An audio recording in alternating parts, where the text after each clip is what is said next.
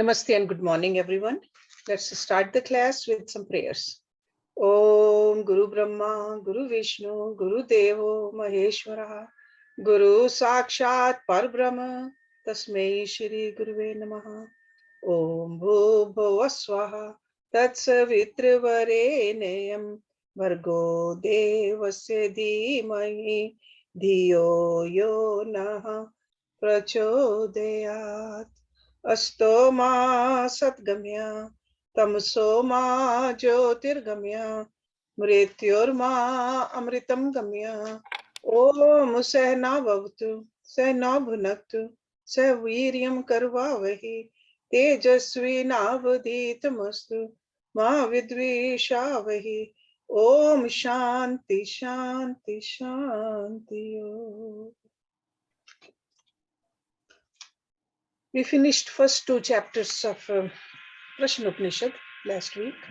So now we are on the chapter number 3. And this chapter has 12 verses. And the question is asked by Kausalaya. And his question is about the prana. So we saw that how the world of objects outside, the students asked about how this creation came about. And then the second student went a little deeper about the body, the sense organs in the body, even though they are all the devatas, but who's the greatest?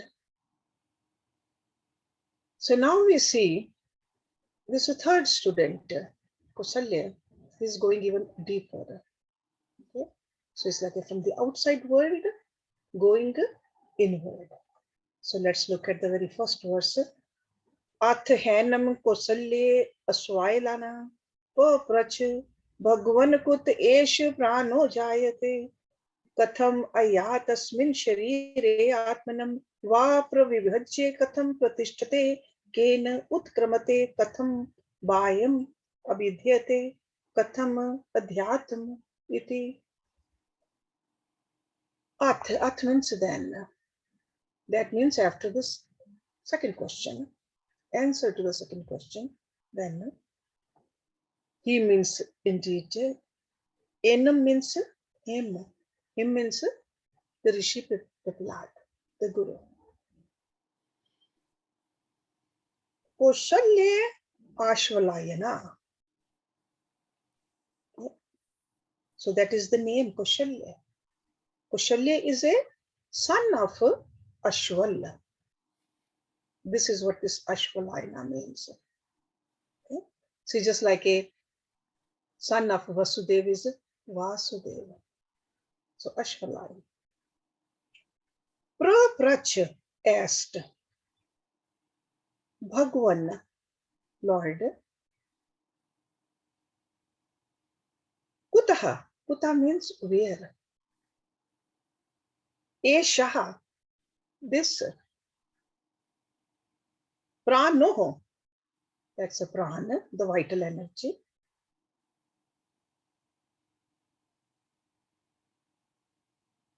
Jayate, that means born. Jayate. Katham, how? Ayatihi, comes. Asmin, in this sharire, body. Atmanam, himself. Va means or. Pravibhajya, having divided. Katham, how? Pratisthate, exists. Ken means by what? That means by what means? Utikramate, goes out. Again, Katham means how? Bahyam, outside. That means the world. Abhidhyate, holds. Katham, how? Adhyatmam, internal. Iti means thus. Then Kausalya, son of Ashwal, questioned, "Oh Bhagwan, where has this pran come? So if pran is the greatest, where did it come from? How does it abide after it has divided itself?" Because this was the point made in the last verse, last chapter. It divides itself. So how does it abide after it has divided itself? How does it go out? Because it does leave the body also. How does it support what is without and what is within the body? So several questions are being asked in this one question in detail. So sure, creator, the Prajapati created it after becoming the matter and energy by himself. Then we understood that all the fundamental factors in this physical structure also in the second chapter. Body is maintained because of the sense organs. And they create the efficiency in this body, but with the help of the play of the prana, the energy in the body. Sense organs by themselves are inert. Not only the sense organs, even the mind and the intellect is inert. So prana. So that's why in this third question, the student is taking up this new line of suggestion and he's asking his guru with utmost reverence. These students, they are not testing the guru. They just have these deep questions and they're asking with reverence. So he says that in this play of pran, behind the senses, he wants to know in detail. So he first of all asks about the very cause of the pran. Cause. We all know that causation hunting is our preoccupation. Because we have this high intellect as a human being, we always want to know where did it come from. Constantly in our mind, whenever we see something, where did it come from? So this is what the student is asking to. So it's very obvious from our own experience in life that it's very natural to ask this. So that's why his question is that where is this pran born? Okay, even though Prajapati created it, but how? What? Little bit more detail he wants to know. He wants to realize the source of life lies beyond to the gaze of the intellect. Because intellect cannot understand this. This is so subtle. So he is very enthusiastic, very intelligent. At the feet of his master, is making a very strong urge to understand the reality, sure through his intellect, but he says my intellect is not giving me the answer. So where is the pran born? What is the source of this energy? Investigation to the source of all energy. Even these days, sources of the energy, all the scientists, they want to know more and more and more. Source of the energy. The water, the air, the sunlight, the nuclear energy, the source of the energy. But the real energy over here, which God has given it to us, the prana energy he is talking about. So he's investigating and inquiring into the phenomena of this knowledge. So he not only wants to understand the source of energy, but also he's asking exactly how this universal energy comes to be clapped within this body. How did it come into this body? He wants to know the method. And he wants to know that when this energy deserts this body, what happens? Where does it go? So, full import of this question, you will see that when this teacher is answering this question, you will see that how deep this question is. If you just read it superficially, we say, hey, what is this question? How is it so deep? But from the answer of the Guru, we'll see how deep it is. Because the master can understand why this student is asking me this. What is he trying to get to? So let me read the question again, or the questions, so that you can remember what the Guru is saying. Then Kaushalya, son of Ashwal, questioned, O Bhagwan, where has this prana come? How does it abide after it has divided itself? How does it go out? How does it support what is without and what is within the body? Okay, inside and outside. Let's look at verse number 2. That's where this Rishi is answering this question. Tasmai sa ha uvach ati prashnan prashyasi brahma nishtoho as iti tasmat aham pravimi. Tasau or tasmai, that means to him. That means to the student, Kaushalya. Tasmai. Sa means he, that is Prahlad Rishi. He means indeed Uvach, said. Ati Prashnan. Ati Prashnan means very difficult question. That means very deep question. Prachasi. Prachasi means asked. Brahm Nishtha. Supremely devoted to Brahma. Brahmanishta. Asi means are. Iti means thus. Tasmat, therefore. Aham, to you. Bravimi, shall tell. He replied, you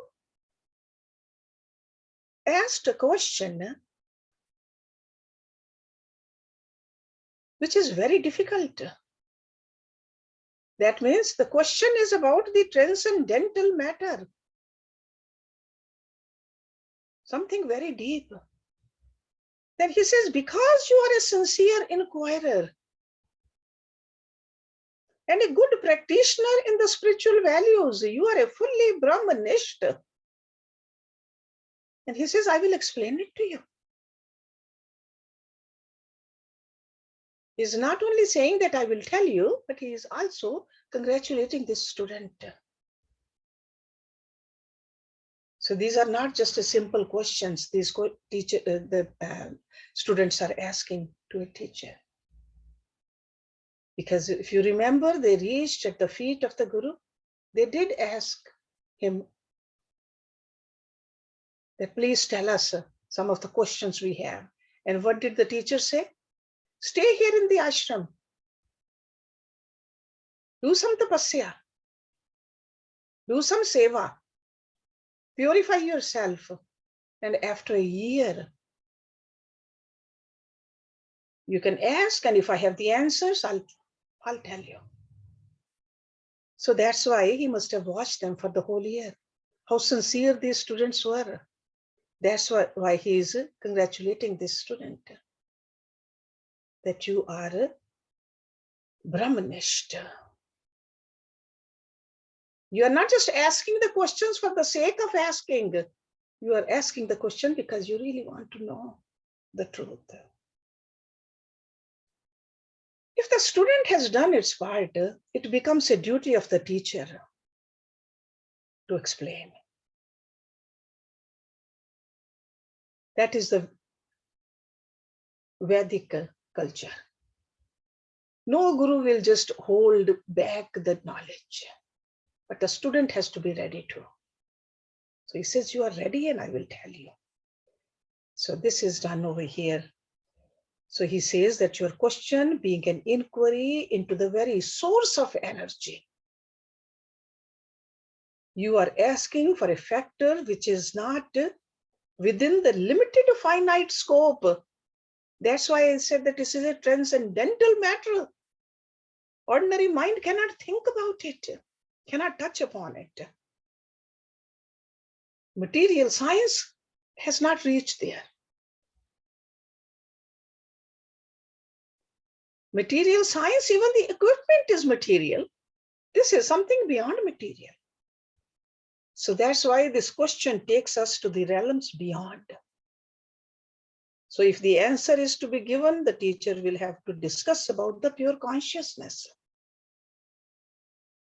And this pure consciousness can be comprehended only through the realizing, only by transcending the physical body.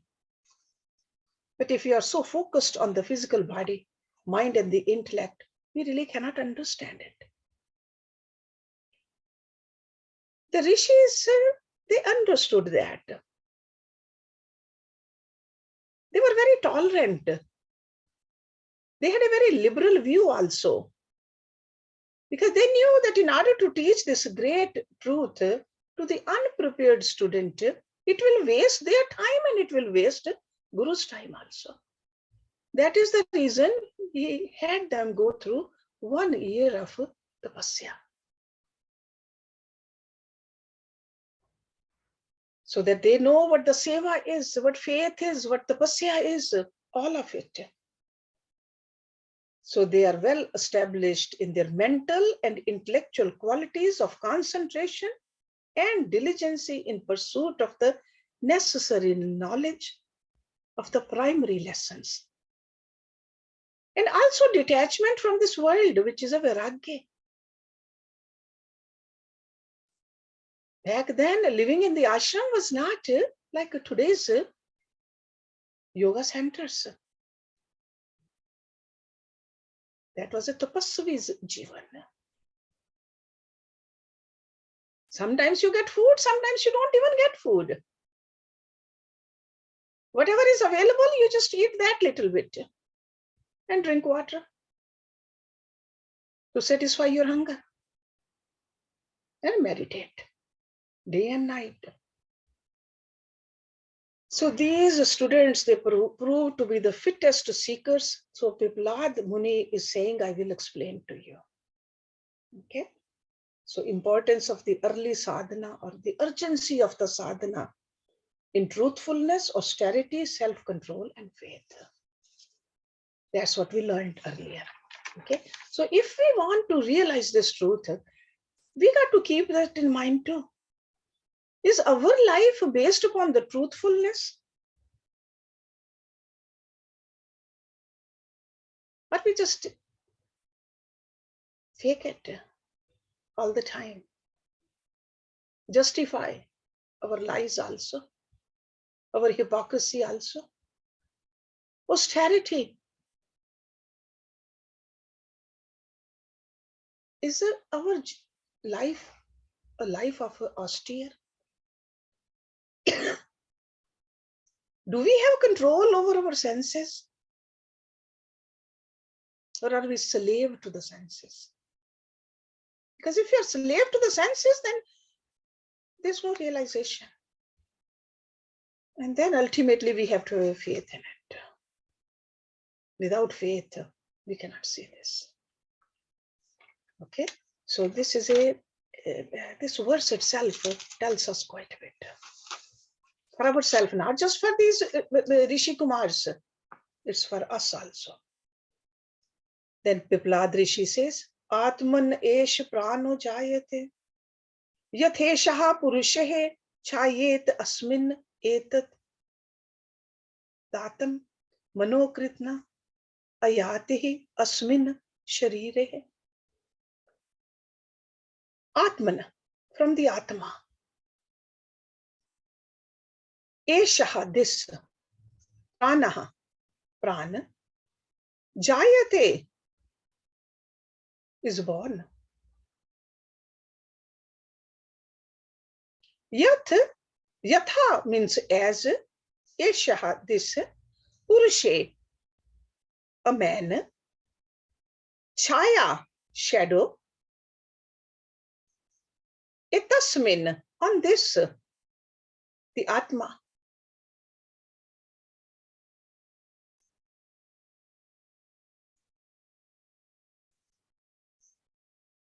Etat, this.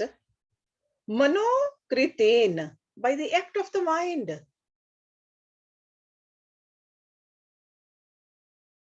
Ayati comes. Asmin, in this. Sharire, the body. This pran is born of the Atma. As shadow is born of the man, so is the pran of the Atma. By the action of the mind, it enters into this body. So in order to understand this, we got to look at each word separately. So this pran is born of the Atma,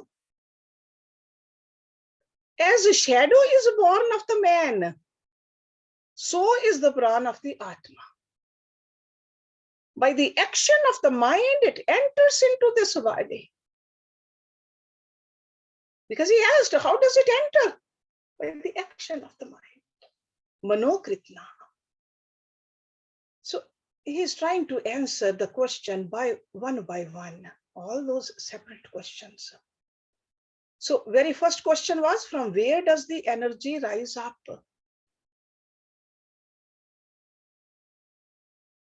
We already knew that energy and matter is nothing but the Hiranyagarbha, created by Prajapati.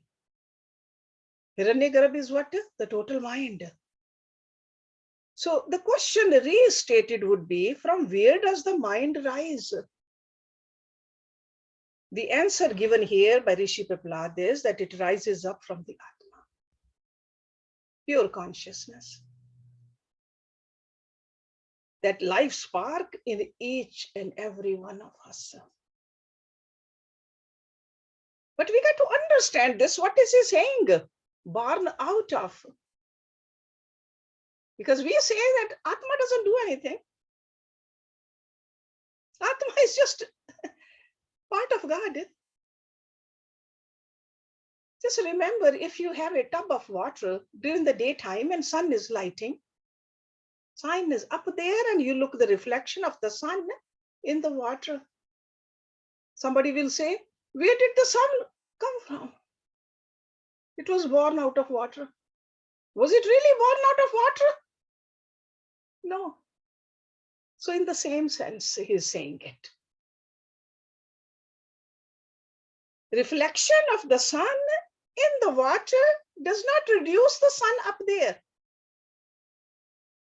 The same way the chaya of the Atma is the prana. Just a reflection. So where did it come from? He says it came from the Atma. Because wherever Atma is, the reflection of the Atma is the prana. That sun does not get reduced with the reflection. The same way this Atma does not get changed if there is a prana following it. This is what he is trying to tell us. So if the prana were to come from the Atma, literally, then there's a contradiction. That something is coming out of the Atma. Nothing is coming out of the Atma. This is what I want you to remember. Because it seems like a philosophical contradiction.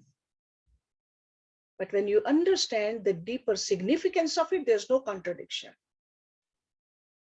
That's why he's compelled to add almost in the same breath, almost, because he's giving that analogy over here, clarification, to explain that the prana is to the atma, but the reflection is to a person.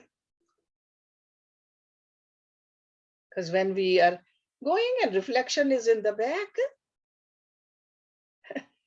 is it really coming from the body? It's not. Body is complete by itself, with or without the reflection. Reflection can go in the ditch. Nothing happens to the body. Somebody can trample on the reflection, the chaya. Nothing happens to it. The same way over here. So the ego-centered concept in us, the prana, is but the reflection of the pure consciousness or life in our mind and intellect. And this ego center is always conditioned by the texture of our thoughts. That's why he said manokriti over here, and the quality of their flow. You know that when the thoughts are sad, we say, I am sad. When the thoughts are joyous, we say, I am joyous. This I is the ego center, that is the Jivatma saying. If the thoughts are criminal, I become criminal. If the thoughts are godly, I become godly.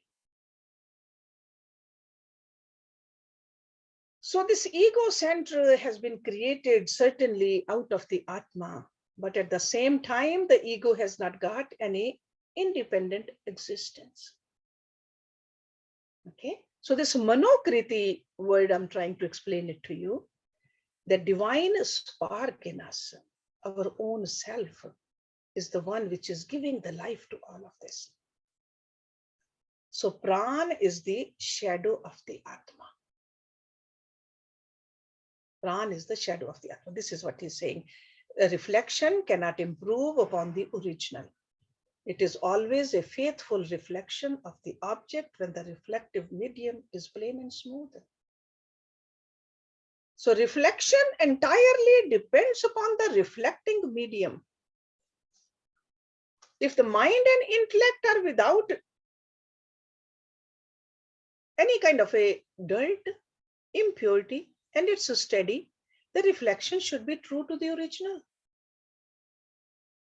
And that's what Rishi Patanjali said. He said the practice of yoga is yoga chittavritti nirodha. Make your chittavrittis pure, well controlled. Learn how to restrain them. And what will happen? You will know who you are. Tada drashtu savrupe avasthanam. Then the seer becomes established in its true nature.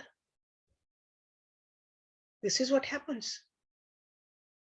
So we have the answer to the questions which he is asking. That in which manner the prana has come to get itself housed as the active center within the body. So he says it has come to express itself in this body owing to willing and wishing or desiring manokriti. Mind wanted it, ego center wanted it. All the activities of the mind, all the chittavrittis, because of that the prana came. Because prana, without prana, nothing can function. So mind wanted it, desired it, prana came, and this whole body became active. So how it came, what it is, how do we understand? This is what he's talking about. Okay, so it's not never created, it is there. Is the Atma created? Atma is never created. Atma is just part of God. So you must understand that the pran is the ego center and not the rhythmic business of taking the air in and out. This is this, we got to understand the pran in its right way, what pran is. Because we can say that, yeah, I breathe in more and that's why I live. No, it is the pranic energy which is keeping us alive. That's what the question is. And then student asked how the ego center gets its work done through the various energy substations like upaprans located through this body. In the following verse it will come. So all these questions are being answered slowly in this chapter.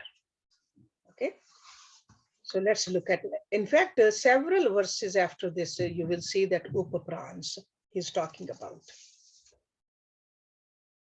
Yatha samraj avdhi kritan vinukyang ankte etat gramne tan graman adhitisht swe तययेम एष प्राणः इतरान प्राणान पृथक पृथक एव समनिधते. Yatha, yatha means as, samrat, emperor, the king. Ev means verily. Adhikritan. Adhikritan means officers or officials.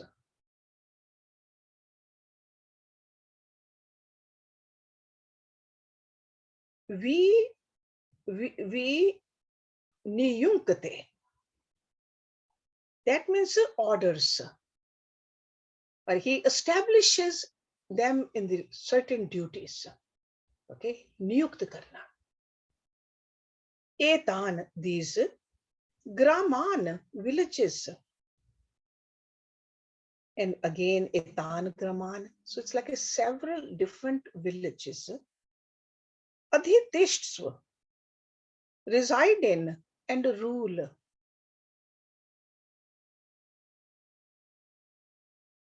Iti means thus.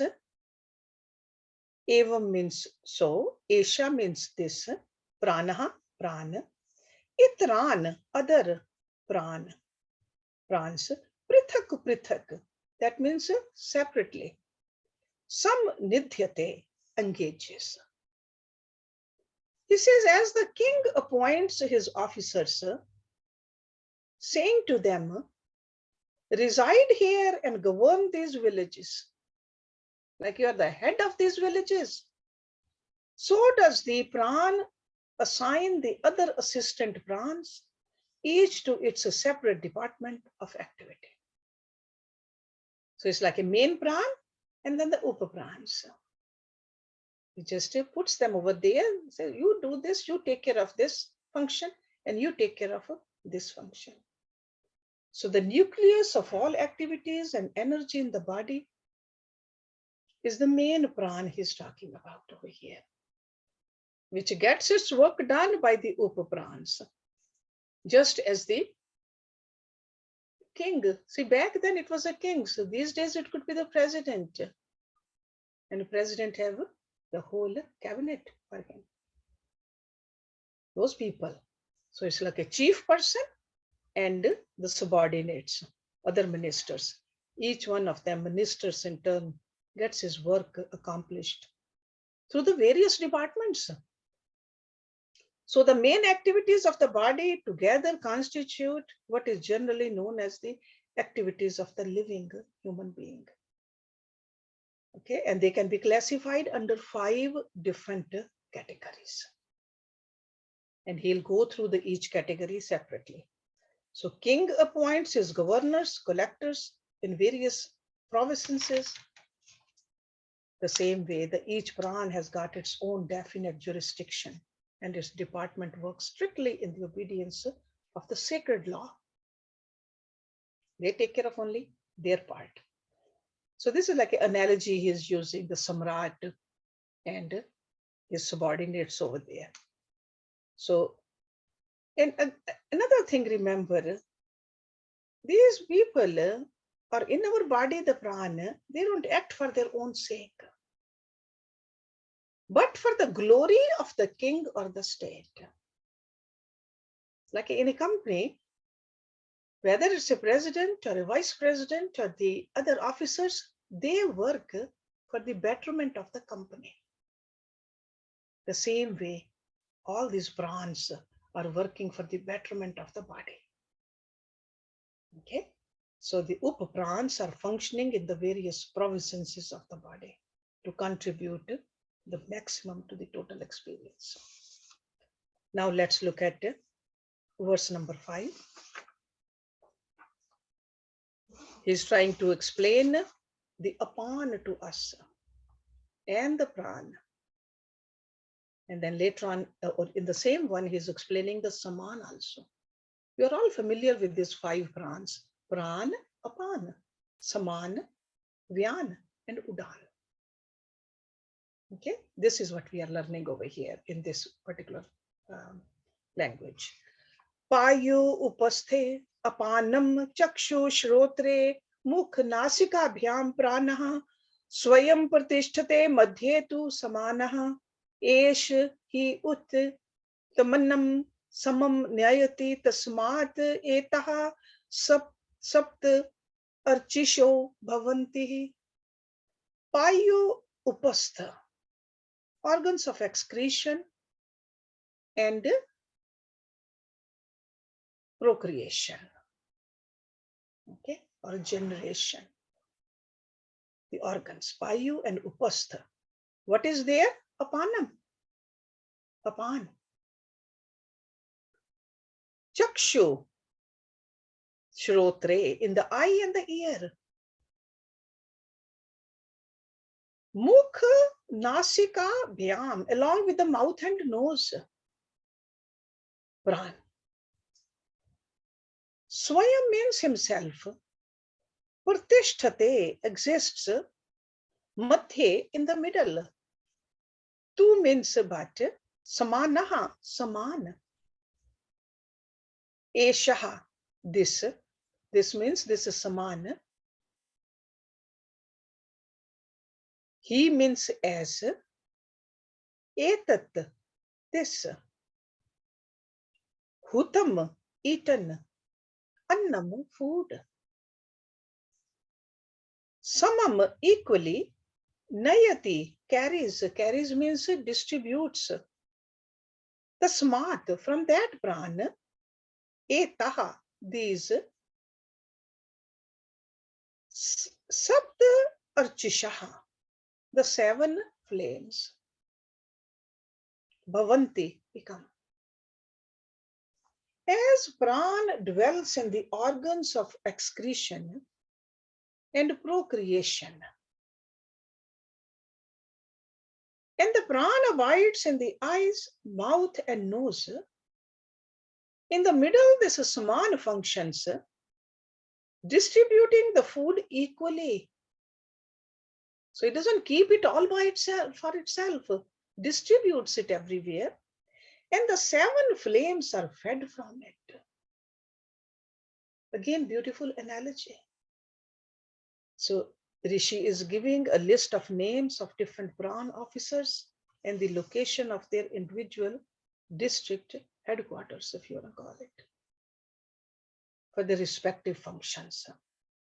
So apan resides in the organs of action for ejecting things. Okay, ejecting things from the body. And naturally it works mainly in the pelvic region.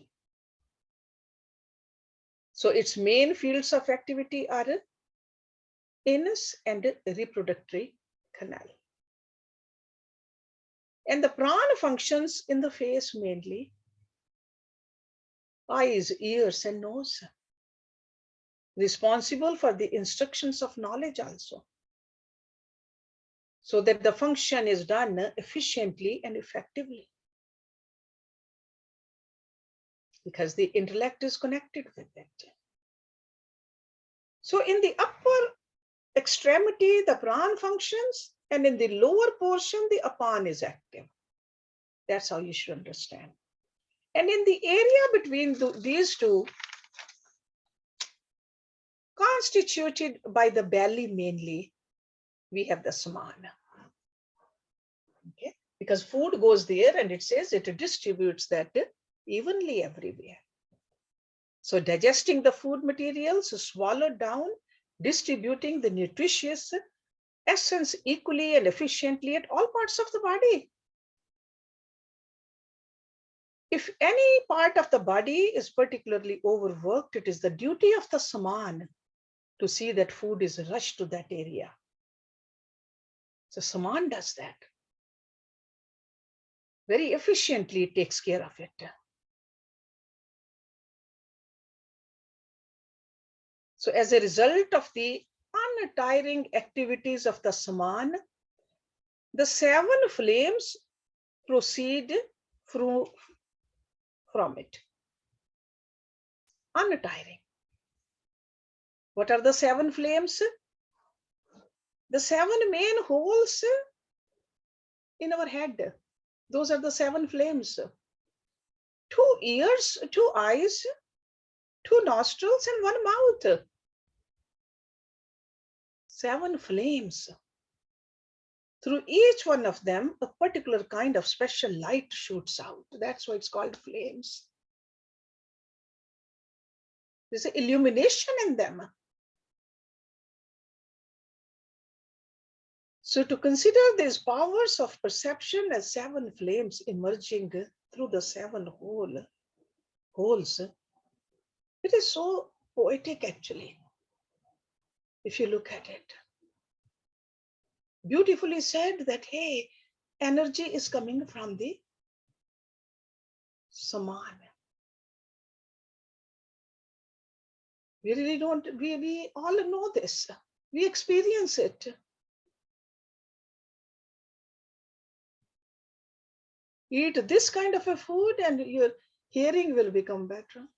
Do this, your eyes will become better. We put even the medicine we put in the stomach, and then certain part of the body becomes better. I'm sure you all wondered, how does it happen? When we were little, put medicine in the stomach and headache goes away. The saman.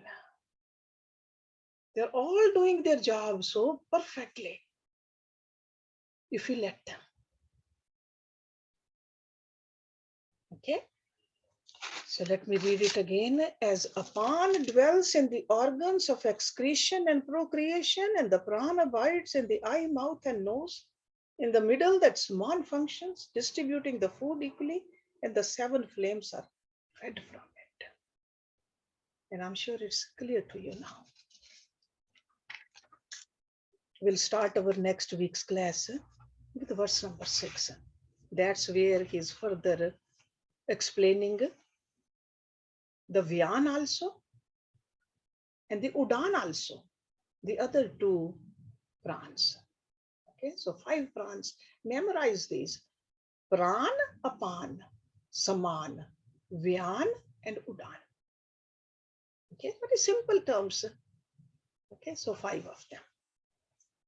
Om Purnamada Purnamidam Purnat Purnamudachyate Purnasya Purnamadaya Purnameva Visheshyate. Om Shanti Shanti Shanti. Thank you very much.